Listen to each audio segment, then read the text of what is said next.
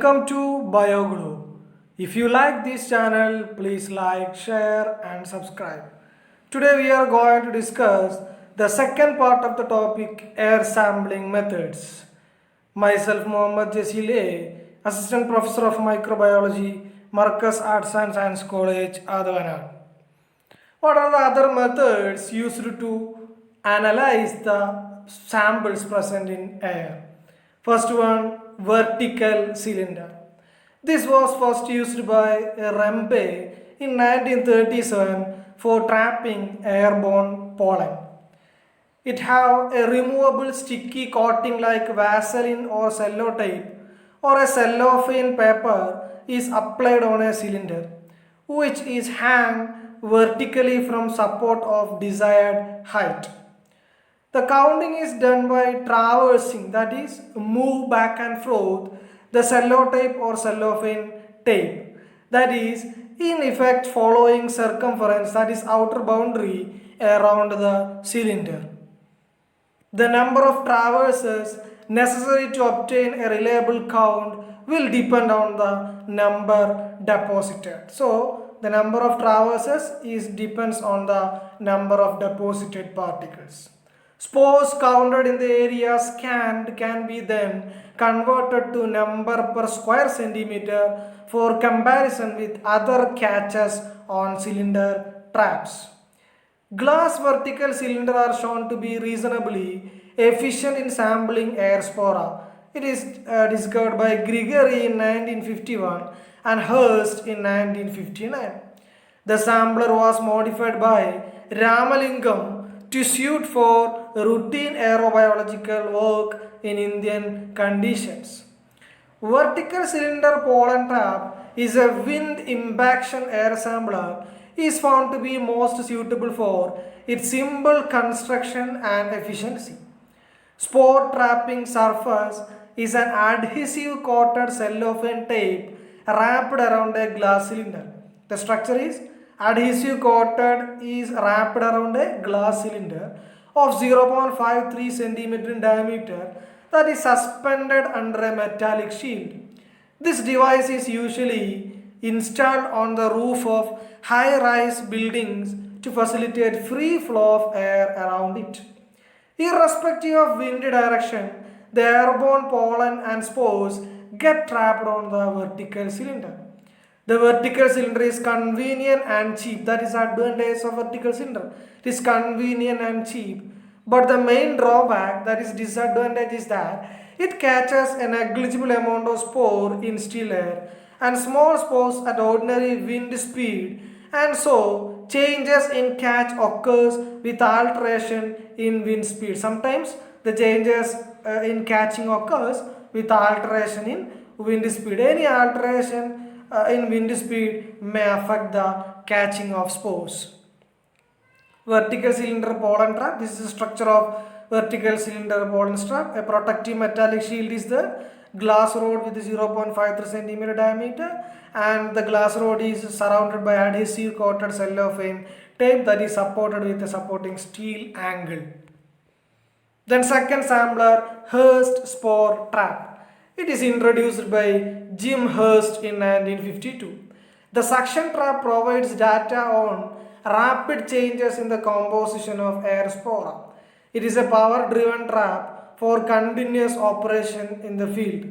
What is the mechanism of Hurst spore trap? The spores in a measured volume of air are drawn through an orifice. Orifice means a small hole, and are impacted on a sticky surface on a slowly moving microscopic slide. The slide is moves about 2 mm per hour. The suction rate is 10 liter per minute. The spore-free air is passes out through the instrument into the pump. Thus, it leaves a trace at the end of 24 hours. What is the advantage of Hurst spore trap? The great advantage of the trap is that it can provide information on diurnal periodicity for biological particles. Disadvantages of Hurst spore trap are the visual detection of biological particles is needed. That is the main drawback. And this can be time consuming and requires special knowledge for the identification. This is the structure of Hurst spore trap. Third sampler, rotor-rod sampler. The rotor-rod sampler was originally devised by Perkins in 1957 and has been somewhat modified by Harrington in 1959. The device relies upon the high efficiency with which small airborne particles are deposited on narrow cylinders oriented at right angles to high velocity winds. What is the structure? A narrow cylinder is there that is rotated at right angles with depends on high velocity of winds. The structure. The sampler consists of a small constant speed battery operated motor which makes the sticky coated brass rod to whirl around its axis. Sticky coated brass that is rotated its axis. The collecting arms are made up of brass rod having 0.15 centimeter cross-sectional area which were bent in the form of U shape. The two vertical arms measuring 7 centimeter long and 3.5 centimeter apart from the axis. The arms are bent together slightly inwards so that they come to a vertical position while in rotation. This is welded to a brass rod of 1 centimeter in diameter. A hole is drilled at the bottom of the rod to keep it firmly on the motor shaft with a screw device. Each DC motor with 6-volt battery gives rotation speed of 2500 rpm. Sampling method. What is the sampling method of this sampler, rotor-rod sampler? The sections facing the wind are stuck with sticky cello tape along the full length and edge is trimmed uniformly with a sharp blade. Sections to be faced on the wind, the particles are stuck with a sticky cello tape. The surface of the trap is uniformly coated with a glycerin jelly as a mountand. Air sampling is carried out at the desired site at regular intervals. The samplers are kept vertically above ground level and generally operated for half an hour. Mounting and scanning of the trace. How we can mount or scan the particles. After sampling, the cello tape with the spore catches is removed from the rod and placed on a clean glass slide. Cello tape is removed and the rods are placed on a clean glass slide. From the rods and placed on a clean glass slide. Cello tape is placed on a clean glass slide. The glass slide is warmed a little and covered by a cover slip. The slide is labeled mentioning the exposure site, date and time. The counting of pollen and spores is done by examining the slide in narrow horizontal traverses across the width of the slide until the entire surface is covered. The counting is done in lower magnification of microscope, that is 10x, 40x, etc.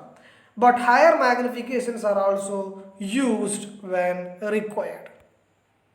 This is the diagram of rotor-rod sampler. A microscopic slide is there, situated in a plastic arm. A rotating shaft is there. The aluminum frame is covered and the plastic arm is there. This is the images of rotor-rod sampler. Old model and advanced model as there in this picture. Then fourth sampler, handheld air sampler. This is very portable and lightweight but also extremely reliable sampler. They use readily available contact plates which no need for expensive and specialist consumables. The models that use petri dishes are also available in the case of handheld air sampler. What is the principle of handheld air sampler? Air is impaction onto agar plates followed by incubation. That is impaction on solid surface. Mechanism. Air is passed through the sieves present in the sampling head. Second one, particles present in the air are impinged on agar plate kept inside. After sampling, agar plate is removed and kept for incubation. After incubation, counting the number of visible colonies gives a direct estimate of the number of colony forming units in the sampled air. Handheld air samplers are originally developed in Italy over 30 years ago. The current models are sold worldwide. Their portability makes them ideal for a wide range of applications where reliable environmental monitoring is required across many different areas. These active air samplers are typically used for air monitoring in continued environments such as pharmaceutical clean rooms, isolators, operating theaters, and food manufacturing companies. One of the modern handheld air sampler that is known as SAS Super Duo. SAS means Surface Air System. It has two sampling heads, so two different media can be run at the same time. SAS 180 is suitable for use in higher grade clean rooms, isolators, laminar airflow cabinets, and operating theaters. SAS Super 100 or Super 180 for indoor air monitoring and food premises and lower grade clean rooms. This is a picture of SAS handheld air sampler.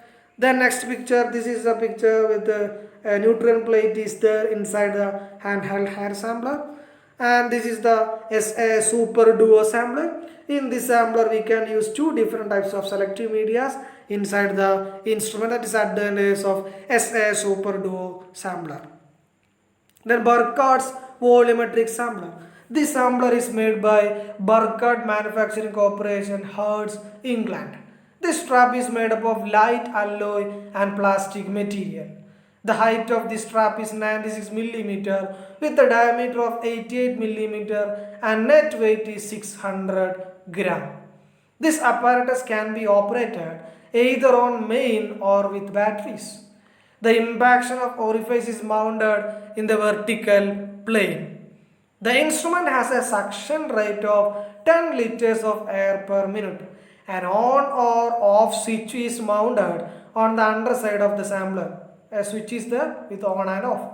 When the upper ring assembly is rotated until the red dots are in one line, the aperture at the side gets exposed to accept the slide. The instrument is provided with the slide holes to move the exhaust air. Airborne particles are collected directly on the glass slides. What is the sampling method of this sampler? A clean glass slide measuring 75 into 25 mm of 0.8 mm thickness coated with melted glycerin jelly. What is the structure? A clean glass slide with melted glycerin jelly. In the middle is inserted through the slide slit. Then the air sampling chamber is closed. Second step, air sampling chamber is closed by rotating the upper ring in either direction at least 1 inch, ensuring that the slots are fully covered. At the end of the sampling, the slide is removed by rotating the upper ring and with the help of a suitable spatula or forceps. A sample of 2 into 14 mm get deposited on the glass slide. The slide is mounted in DPX dibutyl phthalate polystyrene xylene by placing a 14 square mm microscopic cover slip. This is allowed to dry for 2 to 3 days and scanned. In each slide, several scans are made across the trays with the use of a compound microscope under 10x and 40x magnifications. The width of each scan is measured. What is the advantage of this sampler? High efficiency down to less than 5 micrometer. It allows greater accuracy for small fungal spores. It's a time discrimination instrument. It permits analysis of diurnal rhythms.